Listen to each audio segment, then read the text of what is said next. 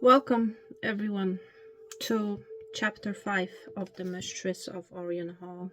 I'm not sure whether I am actually ready for this reading or not, so you might be uncertain whether you're actually ready for something or not. So you might be facing some form of a dilemma, because that's what I'm facing right now. And I'm hearing somebody saying, I feel exactly like you. All right, so somebody's feeling exactly like you, my friend. There's this energy of indecision, uncertainty. That's the word I'm looking for. Uncertainty. Thank you, Spirit. Uncertainty whether I am ready for something. So here we go, chapter number 5. I'm hoping I'll be able to go through this whole chapter with you. Okay, and that's what somebody may be hoping, that they will be able to go through the whole chapter, through the whole journey. For some of you, it has to do with a commitment of some sorts. Okay, that's what I feel is happening here. So anyhow,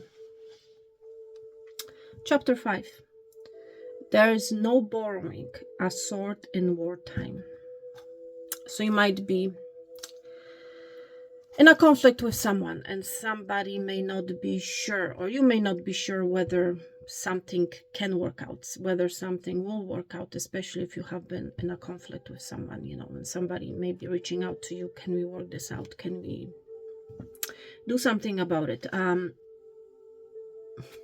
Somebody may ask you to borrow something, maybe, can I have this, and it's something. You may be dealing with someone who has been trying to borrow a lot of things from you, and it's like they have not been returning it.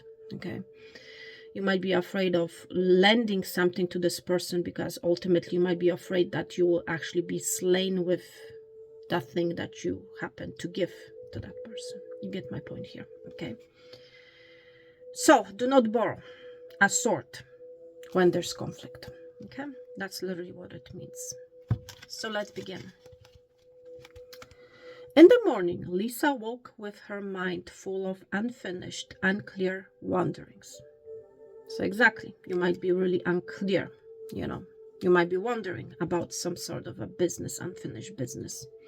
But she had decided not to say anything to Maggie about what had happened during the night. The chances were that Maggie, with her factual approach to life, wouldn't believe her any more than Michael Berry had. So you might be dealing with somebody who is very factual, who's very down to earth, or you might be down to earth, and it's like you may not be believing someone, Until she had something unrefutable, something concrete, she would stay quiet. Interesting. So with these types of readings, my friend, apply it how you see fit to your own life, okay? Except for Demetrius, she mused while dressing. She might speak to him of what had happened. He would at least listen with an open mind. She felt certain, and she looked forward to seeing his Grecian handsomeness again. She felt the need for someone to understand. A Demetrius was both understanding and exciting, and that was something to look forward to also. He certainly would be a welcome relief after her last session with Michael Berry, she told herself, and twinkling, mocking blue eyes flashed through her mind. Now she understood Michael's words about believing everything and nothing. He was a complete and total cynic, and she was annoyed at herself for even thinking. Yes, thinking. So you might be thinking about something or someone or the person that you're connecting with. But he had lodged himself like an irritating cinder in the mind's eye. She dressed in a mini kilt and sleeveless blouse of pale yellow. The sun streaming through the window was already hot, and she hurried downstairs to help Maggie until Demetrius arrived. Maggie and Thera were just outside the big main door, and Lisa joined them as the old man, Nikos, Nikos drove up in a two-wheeled cart pulled by a donkey. It's his, Maggie explained. I told him to bring it up here and put it in the stables around the back. I didn't know there were stables until Nikos mentioned them to me. You know, we've concentrated on the center of the house, but there's a lot to this place we haven't even investigated yet. The rooms in the turrets, for instance. Maggie was right, of course. The two rooms they had taken over seemed like former guest rooms more than anything else, and suddenly Lisa realized that the last mistress of Orion Hall must have had a master room of her own. Something grand and impressive, and it was somewhere here in the vast house. Maggie cut into her thoughts. Tell Nikos I want him to use his cart to gather firewood all morning, she said. Tell him I want lots and lots of it stacked up in the barn. You know, my dear, we'll need it. So you might be shocked. See what I did with my eyebrows? You might be shocked. Do you really need it? You know, do you really need all this wood? Everything in this old place is heated by fire. Even the kitchen stoves are wood burning.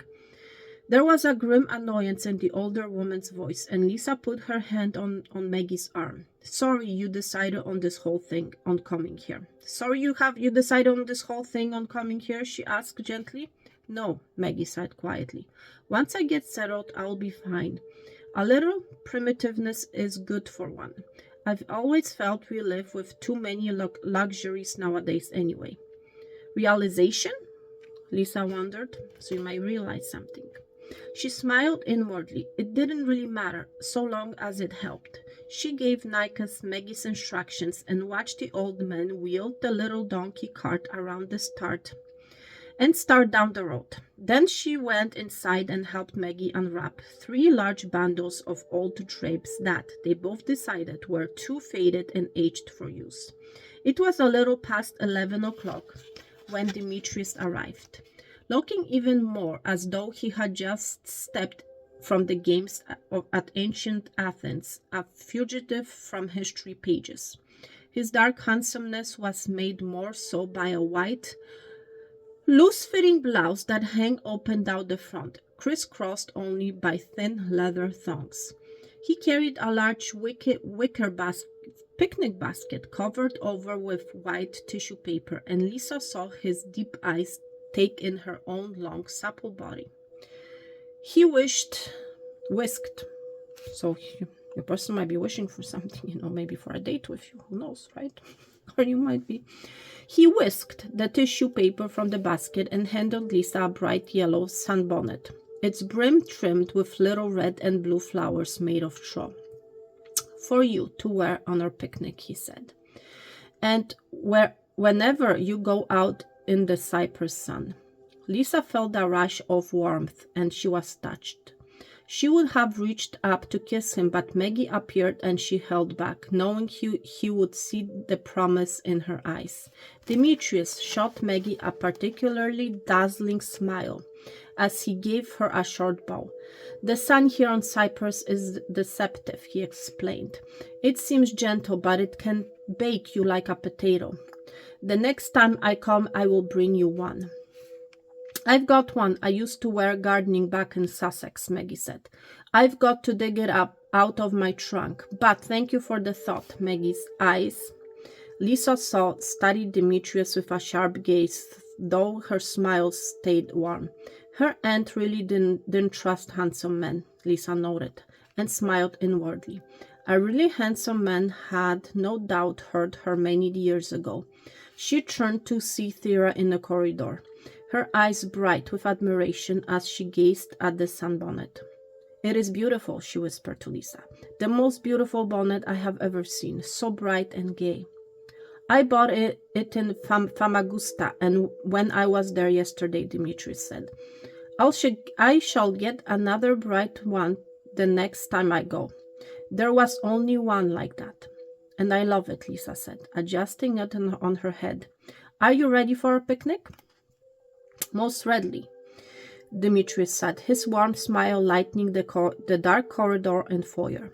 His hand found hers, and Lisa left with him, taking a moment to shoot Maggie a wink. Maggie's eyes were thoughtful, watching them go. Demetrius led her halfway through the town and then cut off onto a small road that rose gently and afforded a beautiful view of the stone quay at the waterfront where the panegyri had been held. Panegyri.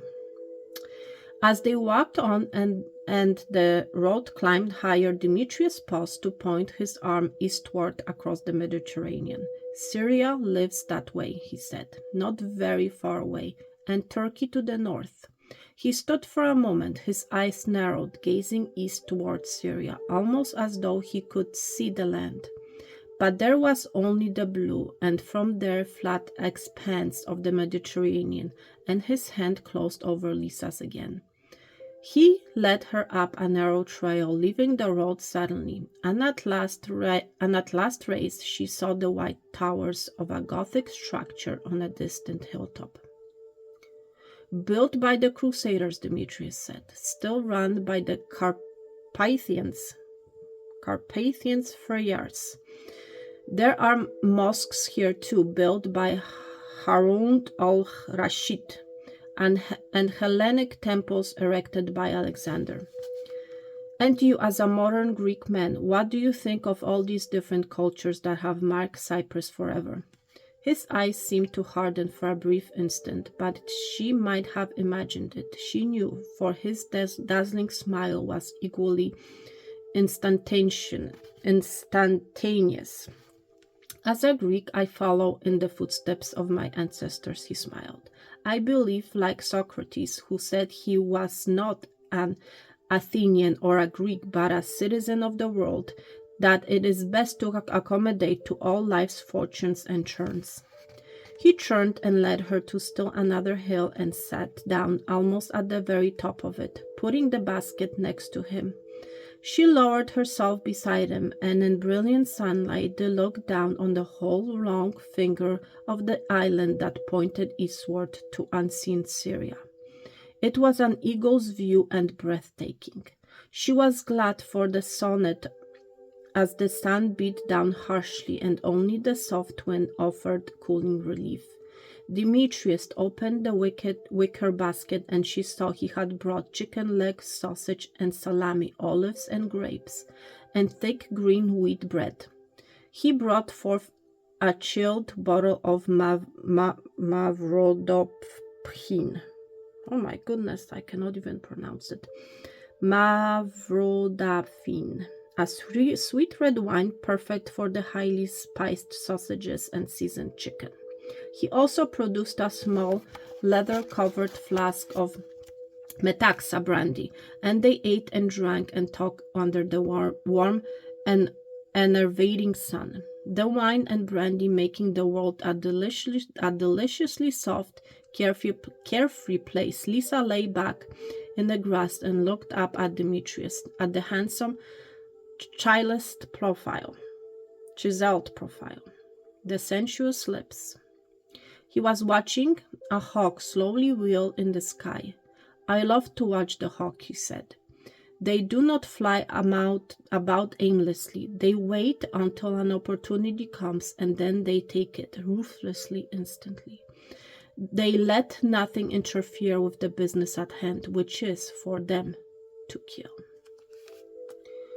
That sounds so cold and deadly, Lisa said. I guess you used the right word, ruthless. It doesn't sound like the kind of thing you admire. Every man has some cruelty in him, I suppose, he said, turning and looking down at her, his strong face just above hers. The virile animal sensuousness of the man seized her in a silent grip, and his lips moved down to cover hers, pressing hard against her mouth. Her lips opened and her arms encircled his neck, smooth and thick as a Doric column. His hand was moving against the skin of her neck, and she felt the buttons of her blouse come open, his touch exciting, electric. Her body strained upward toward his, her flesh wanting with wanting with a will of its own. "You are so beautiful," he murmured through his caresses. "Too beautiful." Dimly she wondered at the sadness of his words, and then his lips were moving against hers again, harder this time, almost frightening, as though he had suddenly changed into another person.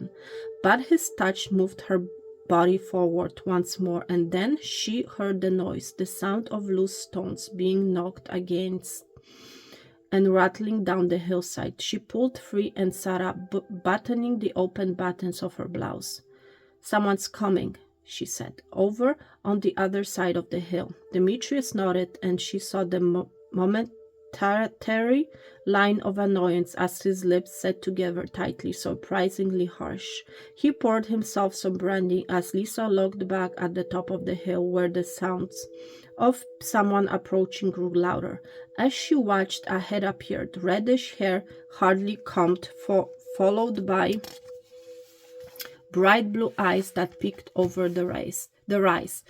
Now she felt her own jaw tighten in surprised annoyance. "Well, this is a bit of a surprise, isn't it?" Michael Berry said, coming over the rise, his wide grin creasing his face. Lisa knew she was glaring at him, and she didn't care. She saw his eyes sweep the picnic basket, the wine and brandy flask, and Demetrius, all in one fast glance. "Wonderful spot for a picnic," he said, moving down to where they sat, his face the mirror of affable pleasantness.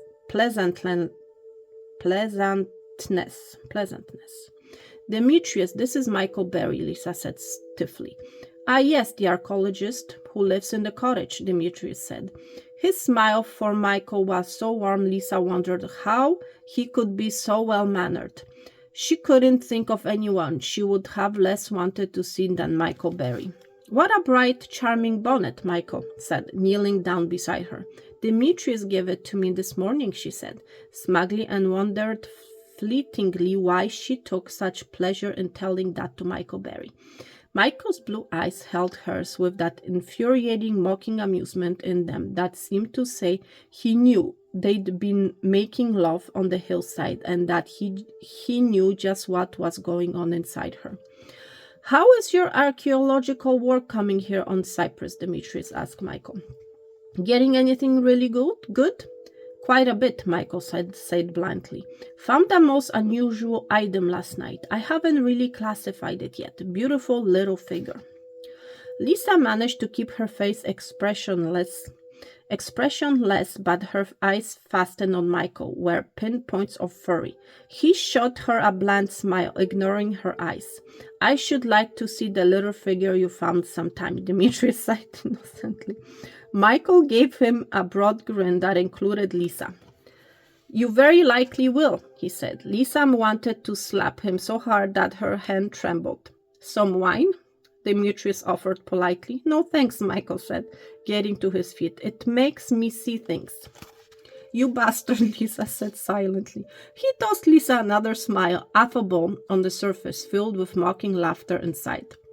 "It was fun meeting you," he said briskly, "but I must get on. I've some digging to do yet today." He went off with a final cheery wave of his hand, and Lisa watched his figure till it disappeared onto one of the small roads further down the hillside. She was seething inside, though she tried to appear calm as she laid back and put her hand on Demetrius.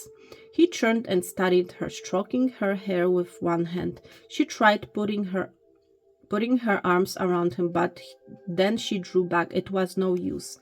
Their entire moment had been shattered. The lovely mood exploded. All by that archaeological oath, she swore inwardly. She was angry at him and at herself for feeling this way, and she sat up sullenly. "Seeing that fellow has upset you," Demetrius said, half question and half comment. "Does he mean anything to you?" "Good God, no," Lisa said quietly, as though the mere thought was blasphemous. Interesting. She threw out the first explanation that popped into her mind. "Cynical people always upset me," she said, "and he made me think of last night. And I've been trying not to think of last night."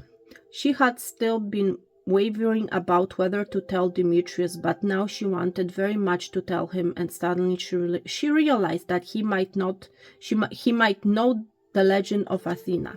Holding fast to his strong hand, she told him what had happened during the night, of the shadowed figure on the terrace, of the unseen blow, and how she'd floated beyond the point and had managed to get ashore. She said Michael Berry had helped her get back, but she skipped the part about waking up in his cottage without a stitch on under the blanket. That really wasn't at all important to the story anyway, she decided. When she finished, Demetrius gazed at her with concern, his hands closed around hers. "What a terrible experience, Lisa, my darling," he said.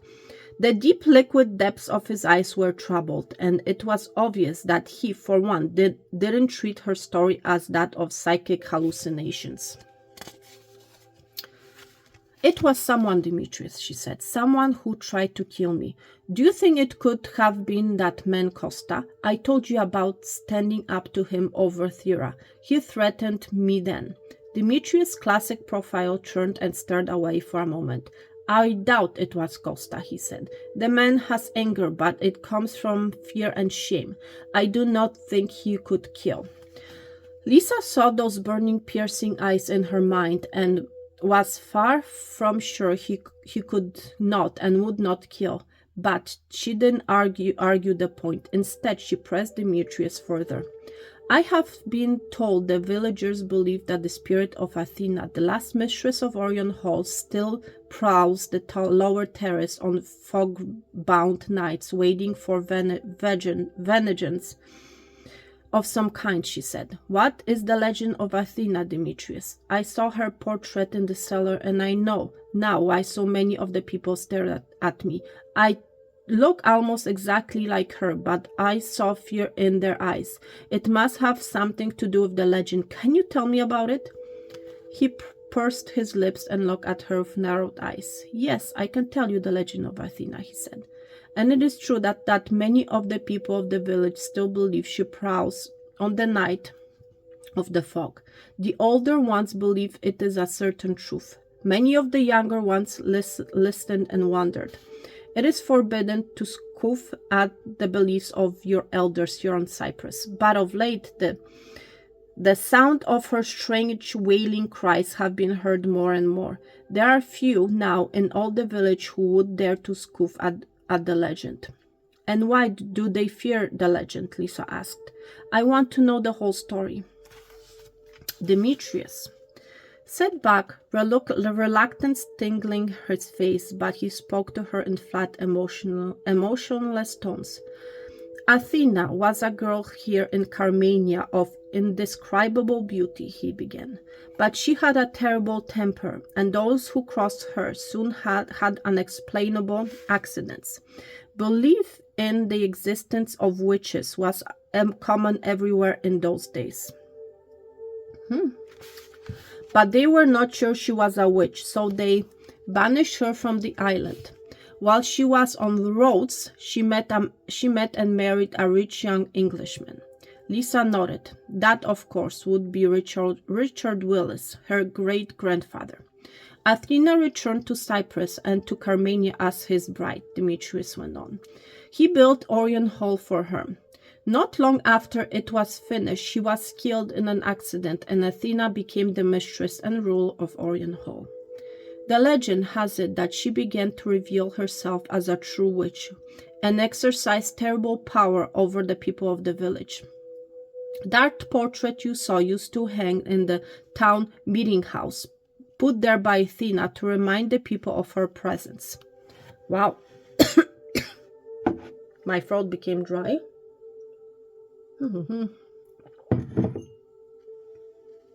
Finally, according to the legend, things grew so bad that the people gathered the courage to kill her. It was known that on fog-bound nights she prowled the dark, and so one night a handful of the bravest men went out to slay her. It was necessary, according to the traditions of such things, that they kill her with their own hands. Only then, when they took her life themselves, would the spirit of evil inside her die along with her. Wow. But she fled from them in a fog, laughing at them, and somehow or other she fell from the east turret, from the very top, and was killed. But she had cheated them nevertheless. Athena was dead, but because they had not slain her with their own hands, the spirit of evil within her, her spirit, still lived. The legend has it that they went back to their homes, knowing that they would be cursed forever.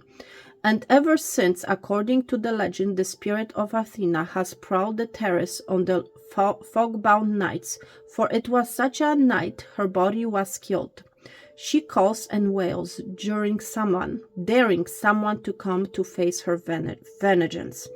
And of course, at such times, the people fastened their shutters and locked their doors tightly. Demetrius fell silent, and Lisa felt a chill course through her body despite the hot glare of the sun. But it's only a legend, of course, she said, watching the man's classic face. The part about her being a witch, I mean, an evil spirit that prowl in the night. The man said nothing, and Lisa frowned. Surely you don't believe such things, she said. Demetrius shrugged. No, I cannot in all honesty say I believe in such things, he admitted. And yet you yourself say you do not know what you saw last night. You saw something, and yet there was nothing. I only know it makes one stop and wonder. Lisa shook her head impatiently. The whole thing was ridiculous, of course.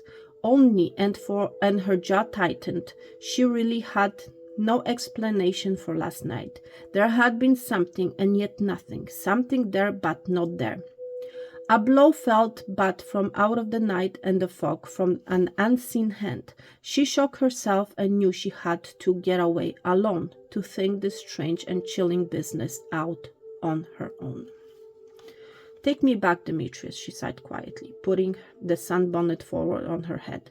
He turned and cupped her face in his hands. As you wish, but first, Lisa, let me say this to you, he said, his eyes holding hers. I do not pretend to understand all these things. This is a strange world we live in. But I do know that I have come to care much for you in a short time, and perhaps you are in danger. Perhaps it was the man Costa. I cannot even be sure of that. But I think you and your aunt should leave here for your safety. That is my first concern. Maggie won't go, Lisa said. She was absolutely certain of that without really knowing why. Why not? Why won't she? Demetrius said, his question so sharp that it startled her. I don't know, she answered honestly. I just know she won't go. Then you will go, my sweet one, he said. I will arrange my affairs so we can meet in Athens or Venice or London, wherever you wish. I want very much to see you away from here. His hands on her arms pressed tightly, comfortingly.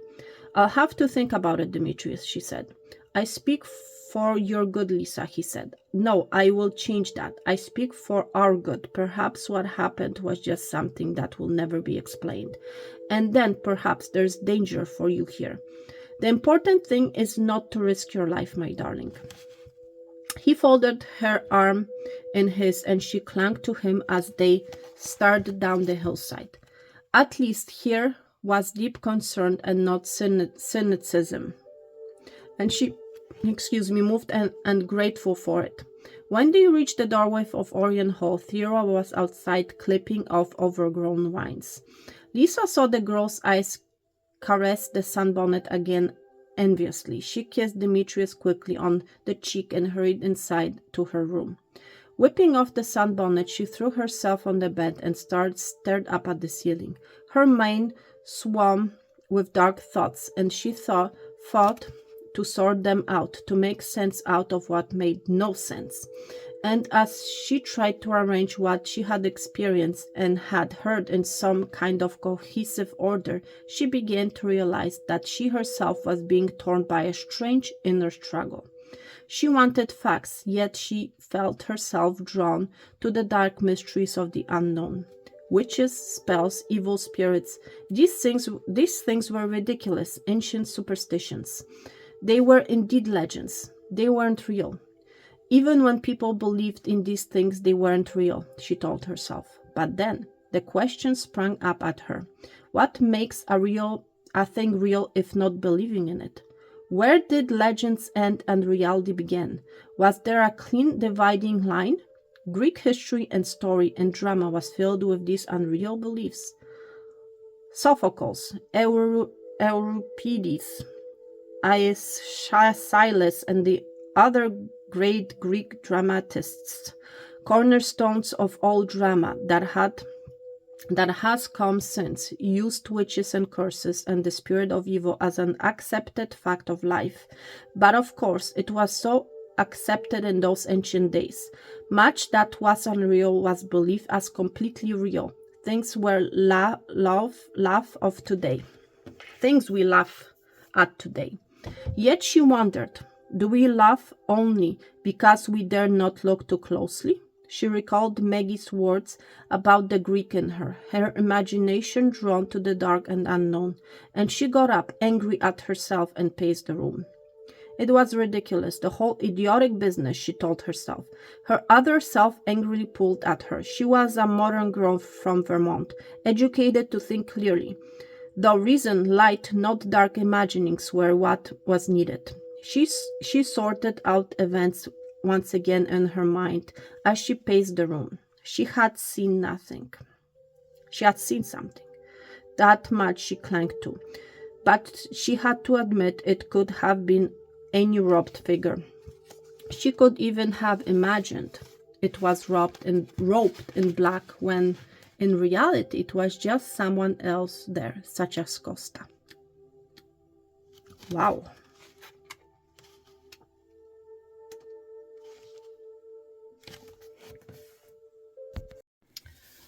Well, hello there.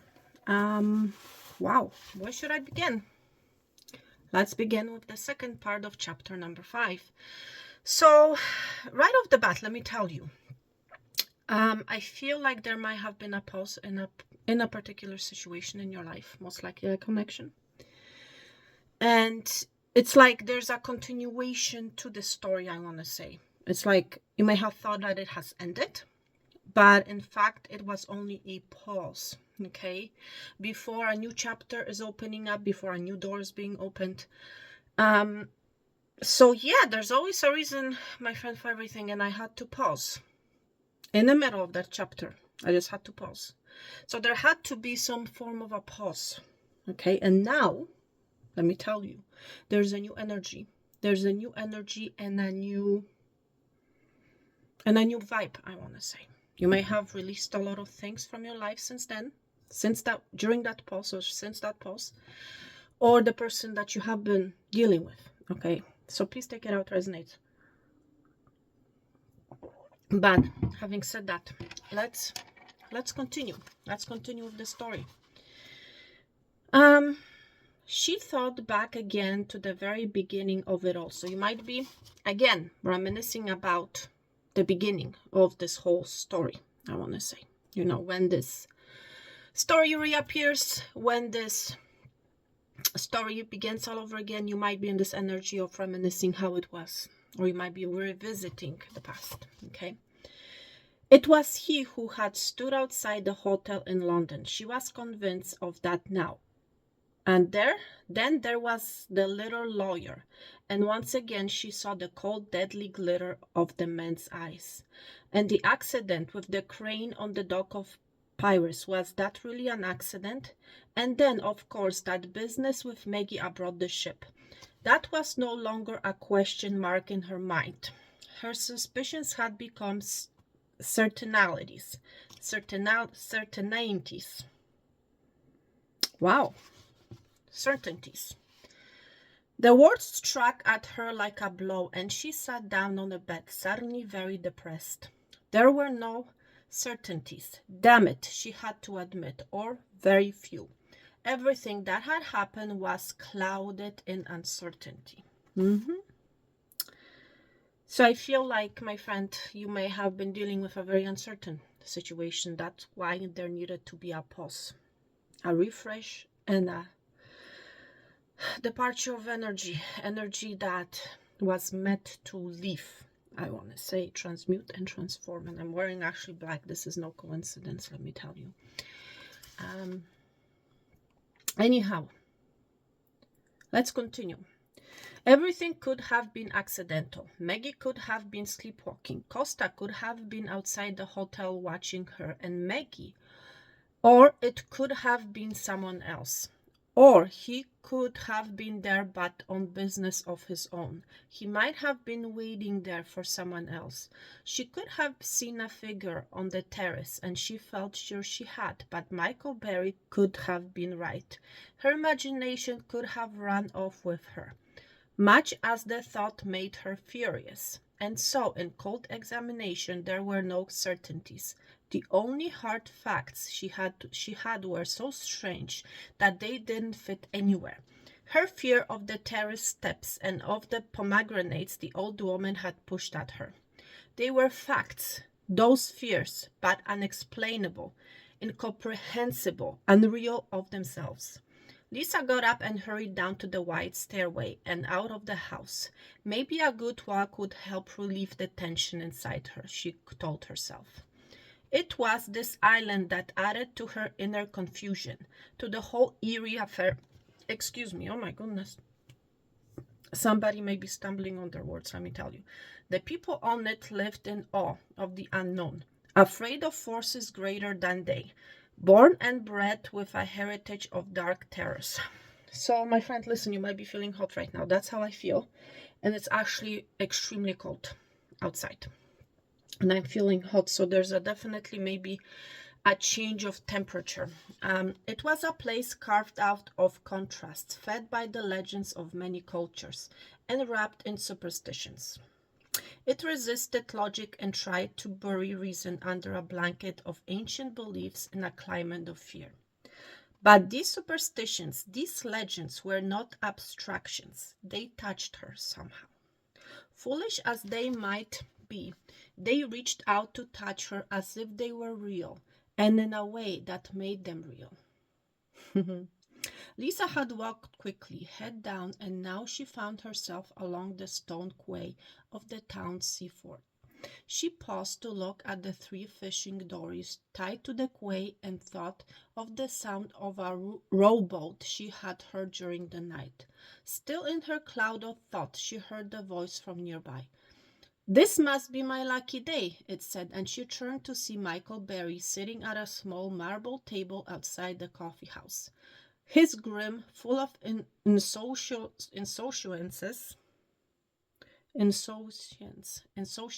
Wow, I'm learning something every day. This is a new word for me. Triggered her memory of the hillside and her temper both at once. She stalked over to him and he pulled a chair out for her. "Join me in a cup of a good, strong Turkish coffee," he said blandly. "This is the only place around here that serves it." He gestured to a man who poked his head out of the door. "Another cup of kwahwah, please. Kwahwah, please." "Wow," he said. "I'm not joking you in anything. I'm not joining you." Interesting. I said joking. "Joining you in anything," Lisa snapped. Her brown eyes darkened with anger. "I suppose you thought that exhibition you put on before was funny." And I said joking, and I'm saying funny. This is interesting.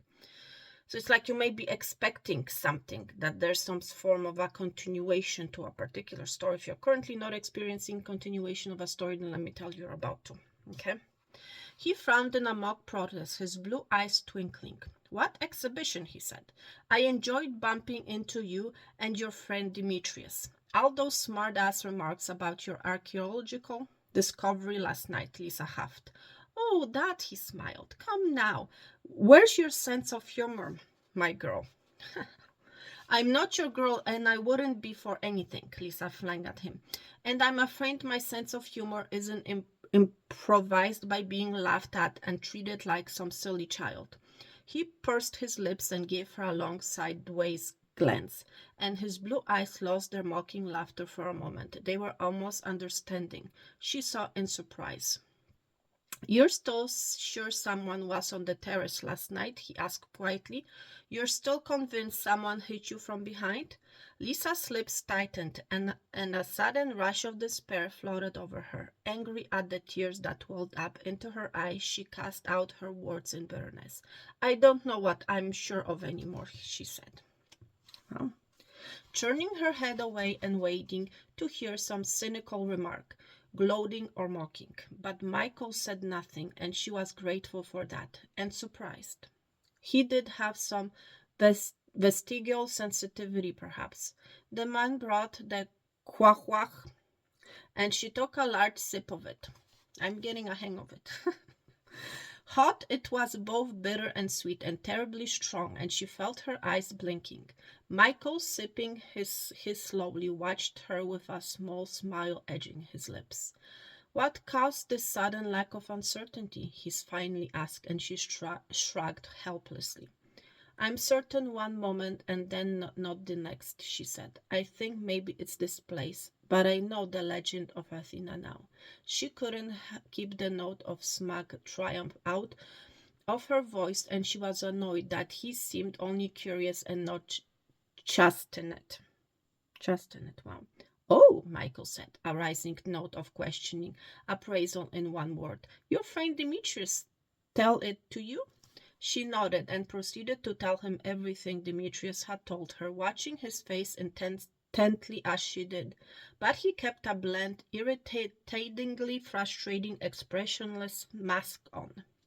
When she finished, Michael nodded, and his eyes studied her speculatively. "He left out a few details," he said slowly. "Maybe he figured they were unimportant, or maybe he doesn't know them." "What kind of details?" Lisa asked, her curiosity aroused at once. "He told me that Athena fell to her death from the east turret." "I'd say that was quite detailed." "No," Michael said flatly. "He left out the kind of details that let you sort out the facts from the embroidery, that let you separate history from legend. You see, in archaeology, that's one of the first things we learn to do, because most all legends contain some fact. The kind of facts, how many of them and what they mean, tell you about the nature of reality." "What did he leave out?" Lisa pressed. Wow. "Seeing that I know the legend now, or most of it, you don't have to worry about stimulating my overreactive imagination." She let the icy sarcasm hang on her words, and she saw the amused light of response in Michael's Berry's eyes. "For one thing, Athena's husband, Richard Willis, wasn't killed in an accident," Michael said, toying with his coffee. "Evidence put together later showed that he was murdered by Athena." Lisa's eyebrows shot upward. "That's right," Michael said. "When his body was recovered, a local doctor made a stomach analysis and found that Richard Willis had been poisoned. Of course, the doctor was in fear for his own life and left secret notes only discovered 50 years later. It seems that Athena had fed her husband pomegranates poisoned with strychnine." Wow, strychnine. Interesting. Then she dragged his body down the steps at the rear of the terraces until she reached the bottom terrace. She threw the body over the seawall from there. The tide was supposed to wash it out to sea, but it caught on as submerged rock, and it was discovered and brought ashore the next day. Michael stopped and frowned at Lisa. She was sitting frozen, her face shaken. Inside her body there was only numbing coldness as his words burned in her mind. She felt herself get to her feet, almost as if in a dream. The railroad table was spinning. Michael Berry was wavering, appearing and disappearing before her eyes. All she could feel and see and hear were his words of the pomegranates at the terrace steps. "I've got to go," she said, hearing her own voice strained tight. "I've got to be alone." She turned and started to run back to Orion Hall, fleeing like a frightened deer. and she heard Michael call after her, but she kept running along the quay, up through a narrow street, on towards the big house at the end of the village. She reached the oaken door, glanced back to see Michael running after her, and slammed the door shut behind her. She dashed up the stairs, seeing nothing, running as though she was on a cloud, and fell onto her bed in her room. She was shaking and cold, and her fingers clutched the bedspread, putting it into a small knot. Things like this don't happen, she said to herself. They don't, she repeated, hearing her voice saying it over and over in a hoarse whisper. She felt the wetness of tears staining her cheeks, and she turned on her back to stare up at the ceiling. So for some of you, I feel like you might be receiving some sort of a fact pertaining to your situation, okay, to the story that is continuing for you, okay? So you might be receiving some sort of a fact, some sort of a truth, okay? So please be mindful of that, okay? You might be hearing of some sort of a truth. Somebody may tell you of a fact that you have missed, that you didn't know about, and it's going to really shake you up. Interesting. No amount of frantic denial would help, she knew, for it had happened. The unreasoning, numbing, sickening fear of the pomegranates and of the terrace steps. She had known without knowing. From out of the dark and terrible past, something had reached out to her, and now she knew, once and for all, that whatever was happening here at Orion Hall, she was more than a bystander. The knowledge curdled her blood and seized her in a withering grasp. The past had no claims on the present. But the past could not reach out to make old legends come alive. Everyone knew that, except that it had happened, and she cringed with a terrible fear, the fear that comes with realizing that there are forces beyond man's knowledge, that the unknown can be as real as the known. There were no irrational fears, no ominous imaginings she could conjure up to that could match what had happened.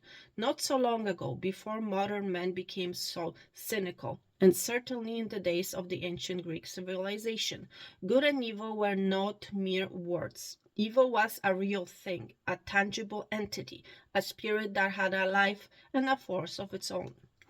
It wasn't merely a name for the things people did. Evil was something that was, and now, as she lay there, she knew she was no longer sure of the nature of evil. Perhaps the ancient wisdom was wiser than we know, and there exists a dark force called evil. Did terrible deeds leave their claims on the souls of those that followed? The questions tumbled through her mind, one after another, each one more tortured than the other, and none held an answer. The only thing she knew was that the fear of the pomegranates and of the terrace steps had been there, inside her, as real can be, and its roots were in the midnight of her soul and the unfathomable shadows of the past. She heard Maggie's voice calling her, and she got up from the bed. "There's a gentleman here to see you, Lisa," Maggie said. Maggie was calling, and Lisa went downstairs, knowing it would be Michael. She dried her eyes, and now there was a terrible resignation inside her. Michael stood just inside the thick front door, his blue eyes clouded, watching Lisa as she approached. "I started back to my place," he said. "I told myself it was just your crazy temper, but I knew better and I had to come back. I kept seeing the way your face drained itself of color. Was it because I told you Athena murdered her husband?" Lisa looked at him steadily and then finally replied, her voice flat, her tone dead. "No, that wasn't it," she said. "Not really. It was pomegranates and terrace steps." She saw his frown deepen, and she told him what had happened to her, of the old crone and the fruit, and of the successive times she tried to go down the steps. She told him with that terrible acceptance inside her, and when she finished, she saw his eyes studying hers, probing their dark brown. Explain that to me, she said bitterly. How does that fit under psychic hallucinations? How can even an overactive imagination work on something it never knew about? You who reconstruct reality from legend, who separate history from embroidery, tell me what that means. Michael's eyes held no mocking humor now, and his shoulders lifted helplessly. I can't, he said. I promised you information. You're asking for wisdom. I guess so, Lisa said quietly, and turned to go back up the wide stairs. Good night, Michael, she said. Lisa, he called, and she paused at the bottom step, not turning. I'll work on it, he said. Let's not go off the deep end just because there's something you can't explain. Hear me? I hear you, she said. Good night, Michael. She was almost to the top of the stairs before she heard the door open and Michael leave. It was strange how suddenly so many of the little things fell into place now, and she recalled how she had seen to know Orion Hall the moment she saw it, how the huge, forbidding, frightening old house had drawn her to it in a strange way. And she knew something else. Whatever was there here, whatever the dark forces were that reached out to her, would have to be met by her and her alone. Demetrius' concern and care, Michael Berry's temper cynicism, Maggie's adherence to hard facts, none of these could help her. Nothing had been made clear. Uncertainties, mystery. The unexplained and the unknown had, if anything, been deepened. But she had been touched as she had not been touched before, and that was her burden now. Whatever else might be, that was hers to carry, to unravel, or to never know. Well, it's pretty old. Long chapter. Okay. But we'll finish. We'll manage.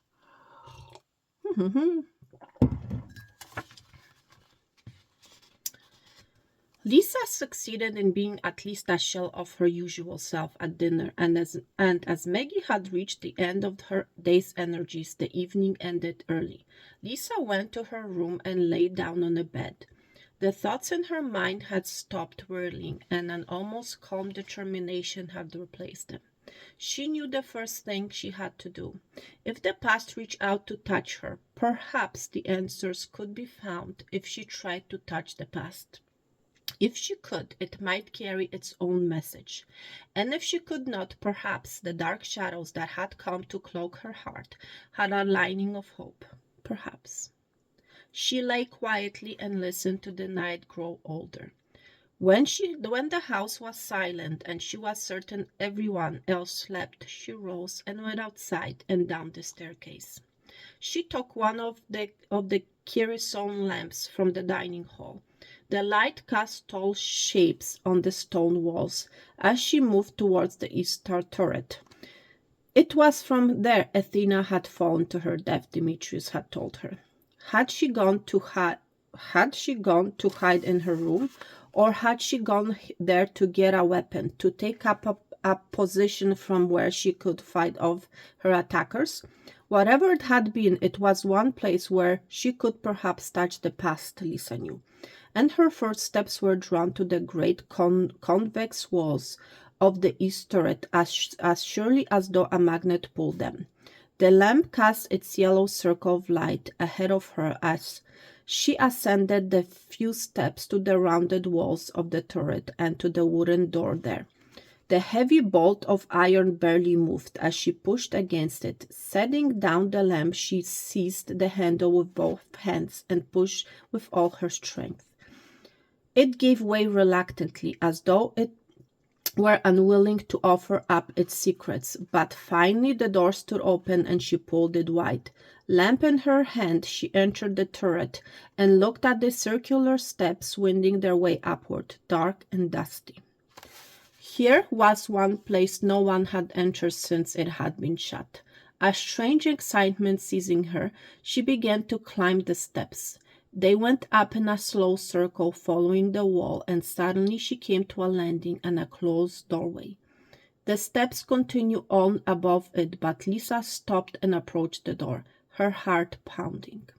Here, unlike the rest of the house, there were cobwebs and spiders, and the air of places long closed. She pushed against the door, and it opened stiffly. She pushed again, exerting a steady pressure, and the door opened away, scraping against the stone of the floor, sending small mounds of dust rolling aside. Lisa held the lamp high in front of her and saw that she stood at the threshold of a huge circular room with convex windows at the far end. A dressing table stood to one side and there was a 3-candle holder on it. The girl moved to the table and picked up the holder, lighting the candles with the flame of the lamp. They sent shafts of light into the room at once, and she set them back onto the table. She saw another lamp on a dark dresser, but knew that any kerosene in it would be dried up by now. There were more candles at the end of the dresser, and she lit them quickly. The huge room took shape now, and she gazed at the wide bed with a high headboard that stood at the far side of the room. The candles sent out their flickering light, and with the glow of her lamp the room was lighted well enough to see. 2 low tables topped with slabs of marble stood facing each other across the center of the round floor. Dust-covered books lined a shelf against part of the wall, and a wall-in closet stood open nearby. Lisa went over to it and touched the dresses that hung there, long robes, some of velvet, most of silk and wool. A dress caught her eye, white and flowing, and she pulled it from the closet. It was the dress of the portrait in the cellar. She held it against her and saw that it would be a perfect fit. Putting it back in the closet, she walked to the dressing table. There were jars of ornaments still waiting to be used, a glistering brooch of emeralds, and a necklace of hammered gold leaves, Egyptian in flavor. A hairbrush, glazed ceramic back and handle lay beside a small jewelry box. She opened the box, and her eyes traveled over the collection of rings and pendants and earrings. Her hand reached out and took a ring, a huge stone of jade set in a coiled serpent of silver. The ring slipped on her finger as though it had been fashioned for her, and she turned around to gaze at the room, her form outlined by the candlelights against the smooth stone walls that curved around her almost protectively. Athena, the mistress of Orion Hall, was still here in this vast room. Her presence was in the air, ominous, yes, yet enticing, repelling yet commanding, and from some tiny spots in Lisa's mind she heard the lines from the Shelley's Adonais, and she spoke them softly in a dim light. Let me try this. Winged persuasions and veiled destinities, splendors and glooms and glimmering incarnations of hopes and fears and twilight fantasies. Wow. There were winged persuasions here in this room. She could feel them vibrating inside her, and she shrank from the thought of what veiled destinies they offered. She rubbed the smooth coldness of the ring with her fingers and then took the lamp into her hand. Its light made the coiled serpent of silver shine, and the jade flash green fire. She walked from the room and ascended the rest of the circular stairs, walking slowly, deliberately. Not too far on, she came to the closed door at the top of the turret. It opened easily, and she pressed against it, and she was standing outside on the parapet of the turret. The wind clutched at her at once with invisible hands, and she lifted her face to look at the star-swept sky. Here was where Athena had come, up the winding steps, to mock her attackers from the from the top of the turret. The stone parapet that circled the turret was low, Lisa saw, coming up only a little higher than her knees.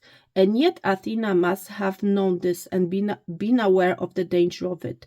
Lisa walked from the doorway, moving slowly around the narrow balcony that circled the turret. The wind was chilling, and she felt herself growing cold, and suddenly she feared the lamp would blow out.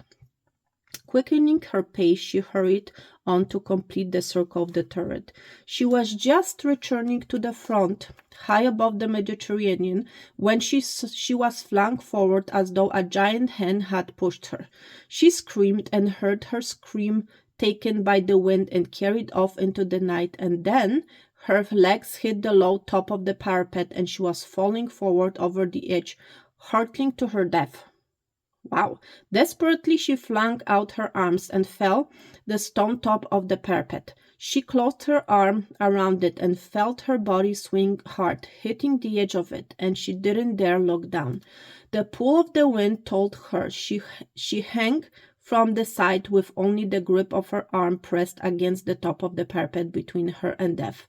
She pressed her arm tighter and brought her other hand around, slowly, careful not to dislodge her precautious hold by a sudden shift of balance.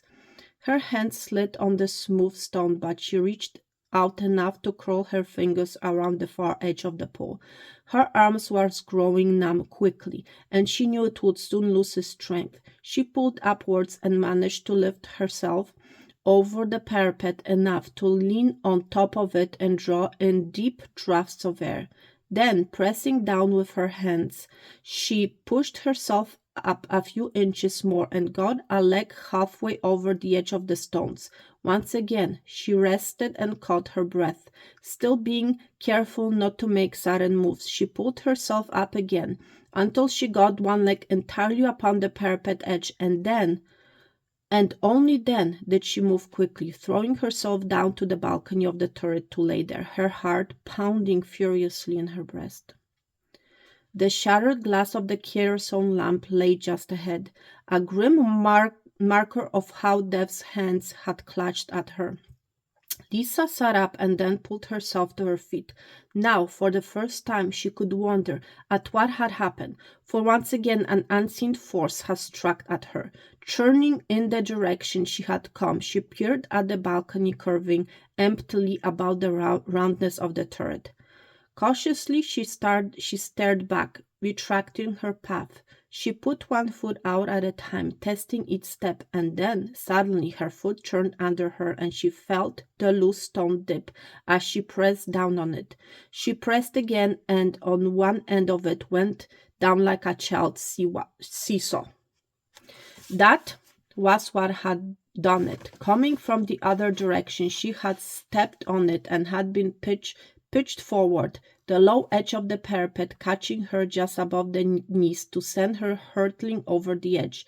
She closed her eyes and saw the black-robed figure of Athena hurtling over the parapet, her screams rending the night just as her own had.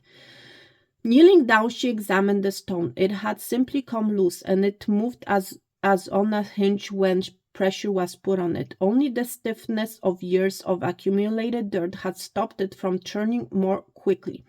If it had, the added impetus would surely have sent her flying from the turret too forcefully to grasp the ledge. She got up, carefully avoiding the stone, and retrieved the darkened lamp.